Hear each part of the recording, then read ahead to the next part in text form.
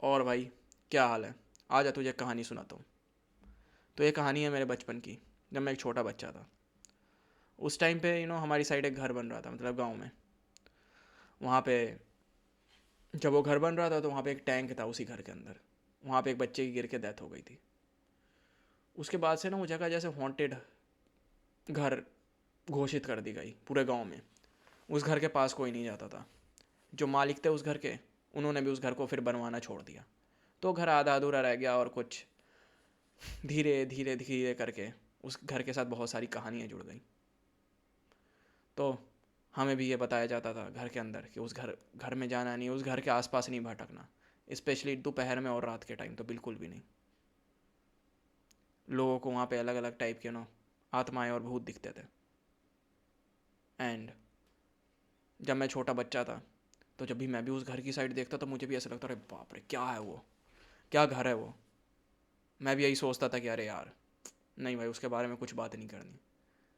अगर गलती से उस घर की साइड देख भी लिया तो हनुमान चालीसा पढ़ना शुरू कर देता था मैं।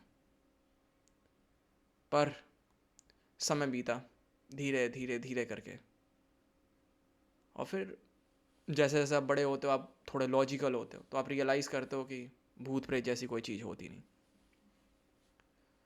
तो एक बार मैं था, और मेरे साथ है कुछ दोस्त है, हम सब रात के टाइम पे वापस आ रहे थे शादी से। तो अब मैं बड़ा हो चुका था उस टाइम पे। तो उन्होंने कहा कि ये देखिए भूतिया घर है, ऐसी ऐसी बात है। तो मैंने कहा कि भाई भूत प्रेत होते नहीं है, पहले मुझे भी डर लगता था, अब नहीं लगता। तो कह रहे थे जाके दिखा। तो मैं चला गया वहाँ पे, अंदर घुस गया। घुसा ही नहीं, वहाँ पे गया मैं तो पहली बार गया था। तो मैं वहाँ पे आधे एक घंटे तक रुका भी। अब मुझे देख के मेरे सारे दोस्त भी अंदर आ गए, वो सब भी एक्सप्लोर करने लगे उस जगह को। तो ऐसे ही करते करते वहाँ पे बेवकूफ़ियाँ करने लगे हम। हंसी मजाक चलने लगा, तो करते करते 2 घंटे के आसपास निकल गए होंगे।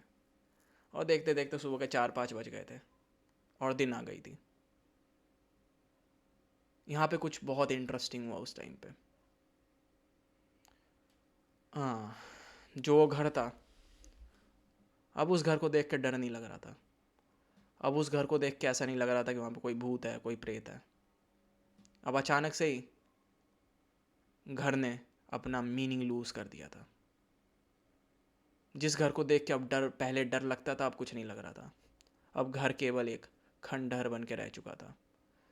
जिन दीवालों की तरफ मैं देखना भी नहीं चाहता था, जिन दीवालों को मैं देख के डर जाता था, अब उन दीवालों को देख के कुछ नहीं लग रहा था। It was all blank. अब वो घर केवल एक पत्थर की दीवार बन के रह गया था, जो कि बस ख़त्म हो चुका है। Interesting, isn't it? अब जो उस घर के साथ जो मोरालिटी जुड़ी हुई थी कि नहीं नहीं, इसकी साइड देखना नहीं है, कुछ नहीं करना, इसके बारे में बात भी नहीं करनी है ना, गलती से देख भी लिया तो हो, हनुमान चालीसा पढ़ो या फिर कुछ भी करो, गंगा जल छीटो, गलती से तुम अंदर चले गए हो तो। अब ऐसा कुछ नहीं करना पड़ रहा था। इंटरेस्टिंग।